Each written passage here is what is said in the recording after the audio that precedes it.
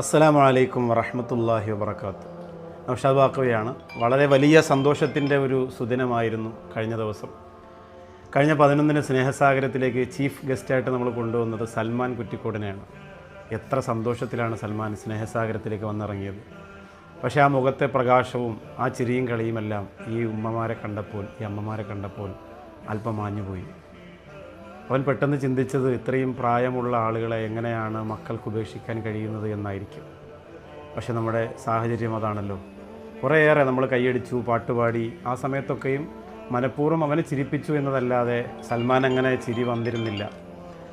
അൽഹംദുലില്ലാ, സൽമാനെ പ്രസംഗത്തിന് വേണ്ടി ഞാൻ ക്ഷണിക്കുമ്പോൾ എൻ്റെ റൂമിൽ നിന്ന് എൻ്റെ ഒരു തൊപ്പിയും എടുത്ത് തലയിലിട്ടുകൊണ്ടാണ് വന്നത്. എങ്ങനെയാണ് സ്റ്റേജ് കൈകാര്യം ചെയ്യേണ്ടതെന്ന് വളരെ നല്ലപോലെ സൽമാൻ അറിയാം. പ്രസംഗിക്കുമ്പോൾ പ്രസംഗിക്കുന്ന പോലെ, സ്പോർട്സിലാണെങ്കിൽ അങ്ങനെ, കട ഉദ്ഘാടനത്തിലാണെങ്കിൽ അങ്ങനെ. പക്ഷേ ഇവിടുത്തെ പ്രസംഗം എല്ലാവരെയും പൊട്ടിക്കരയിപ്പിച്ച് കളഞ്ഞു. എല്ലാ ഉസ്താദുമാരും അക്ഷമരായി നോക്കിയിരുന്നു പോയി. സ്നേഹസാഗരത്തിൻ്റെ മജ്‌ലിസ് നൂറിന് വന്ന ആളുകൾ മുഴുവനും മനസ്സിലാകുന്ന ഭാഷയിൽ ഞങ്ങളൊക്കെ പ്രസംഗിക്കുന്നതിനേക്കാൾ കൂടുതൽ ഇമ്പത്തോടെ അത് കേട്ടിരുന്നു. സൽമാൻ്റെ കണ്ണുനീർ തുള്ളികൾ കവിളിലൂടെ അലതല്ലി ഒഴുകിയപ്പോൾ എല്ലാവരും പൊട്ടിക്കരഞ്ഞുപോയി. സൽമാൻ കരഞ്ഞത് സൽമാൻ്റെ വാപ്പ മരിച്ചുപോയി, സൽമാൻ്റെ ഉമ്മ പാവമാണ് എന്നൊക്കെ പറഞ്ഞുകൊണ്ടായിരുന്നു. പിന്നെ എല്ലാ മാസവുമുള്ള സ്നേഹസാഗരത്തിൻ്റെ മജ്‌ലിസ് നൂറിൻ്റെ ബക്കറ്റ് കളക്ഷൻ. മാഷാ അല്ലാഹ്, ബക്കറ്റ് സ്വന്തം കയ്യിലേക്ക് എടുത്തു. ഞാൻ തന്നെ നടത്താമെന്ന് പറഞ്ഞു സൽമാൻ മുറ്റത്തിറങ്ങി. സ്ത്രീകളുടെ ഭാഗത്തേക്ക് ചെല്ലുമ്പോൾ സാധാരണ ബക്കറ്റിലേക്ക് പൈസ ഇടുന്നതിനേക്കാൾ ആവേശത്തോടെയാണ് ഉമ്മമാർ അവന് പൈസ ഇട്ട് കൊടുത്തത്. ചില ഉമ്മമാർ അവനെ കൊഞ്ചിക്കുന്നുണ്ടായിരുന്നു, കരയരുതെന്ന് പറയുന്നുണ്ടായിരുന്നു.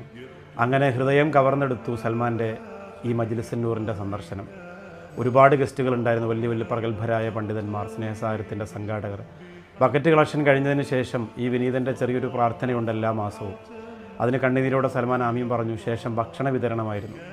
അവിടെയും സൽമാൻ പിന്നോട്ട് നിന്നില്ല. മാഷാ അല്ലാഹ്, സ്നേഹസാഗരത്തിൻ്റെ സംഘാടകനെ പോലെ, ചുരുക്കത്തിൽ സ്നേഹസാഗരം ഞാനാണ് നടത്തുന്നത് എന്ന ഭാവത്തോടെ എല്ലാവർക്കും ഭക്ഷണം വിളമ്പാൻ സൽമാൻ രംഗത്തെത്തി.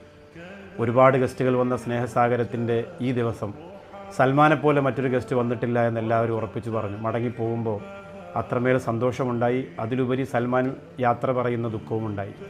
വിട പറയാൻ മനസ്സില്ലാതെ ഇനിയും വരുമെന്ന് വാക്ക് തന്നുകൊണ്ട് സൽമാൻ മുന്നോട്ട് നീങ്ങുമ്പോൾ ഇത്തരം മക്കൾ തീർച്ചയായിട്ടും നമുക്ക് പാഠമാണ്, പഠനമാണ്.